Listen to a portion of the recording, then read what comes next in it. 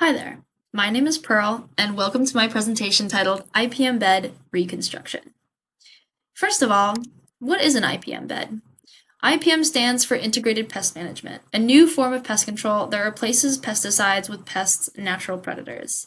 IPM beds are garden beds with plants that attract these natural predators who eat the pests and keep our darling plants healthy. Pests that infect the nursery include aphids, rose slugs, caterpillars, thrips, leafhoppers, and gnats. We also have rabbits. Natural predators for pests in the nursery include ladybugs, green lacewings, hoverflies, parasitic wasps, and my personal favorite, jumping spiders. Using pesticides is expensive and can damage beneficial and harmful bugs alike. Gardeners can also find themselves in an arms race with pests as they gain immunity to their pesticides. Integrated pest management is a much better solution that restores the natural balance of the ecosystem of the nursery. Now, onto my project. My task was to build a new IPM bed, and as you can see, the old ones have seen a lot of wear and tear from the elements. The majority of the wood had some form of rotting, whether that be from water, fungus, or ants. Remaking a garden bed sounds pretty simple, but I quickly discovered that that was not the case. The first step was deconstructing the old IPM beds, and one struggle that I frequently came into was the state of the wood itself. Sometimes I would be trying to take out a screw, which usually would take 15 seconds or so, but it would simply spin in the hole and refuse to budge when I tried to pull it apart. So I had to use a crowbar to wrench most of the rusted screws out, which was very time consuming. Another problem that I frequently encountered were these corner hinges. As you can see in the top right photo, they're the little gray bars, and they are astonishingly flat and hold the frame together with nails and not screws, which means that I couldn't use the drill to simply pull them out. Instead, I had to use a crowbar to but bend the side a little bit so I could get underneath the plate and pull it out, which took a lot more time than I would like to admit. The next part was finding materials, and as you saw before, the wood comprising the old IPM bed was simply unusable. I really did want to recycle and not just build a new one from completely new materials, but unfortunately I couldn't use the wood from the old IPM bed. Thankfully, there was a lot of wood by the camas plots that were the correct dimensions for my build, so that was definitely a lifesaver.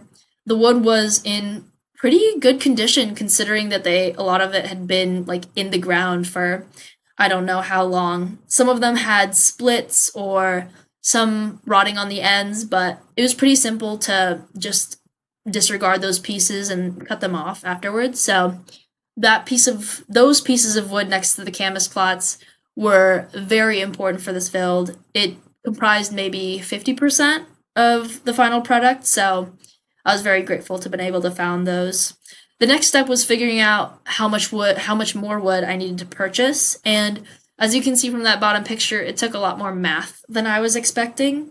You can also see the picture of the schematic that I drew. I'm pretty proud of that drawing, honestly.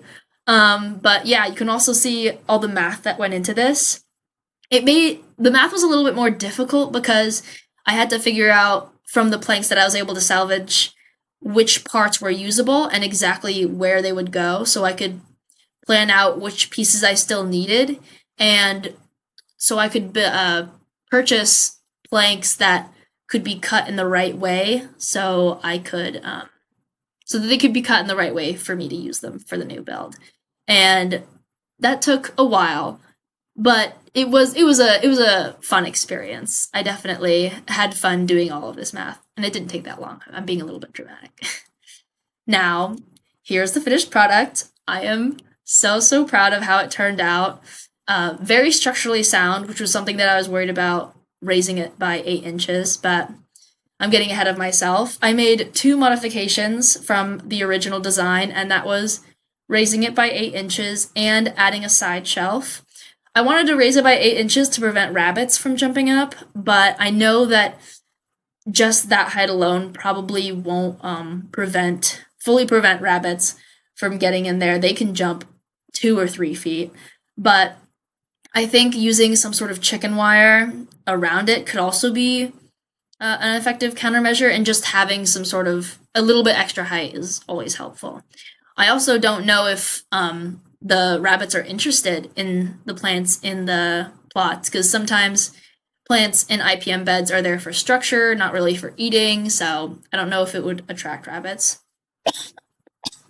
Excuse me. The next modification that I made was adding a shelf. I know one problem with the IPM beds is that the beneficial insects would only stay in the IPM bed and not go to the plants that we wanted protected.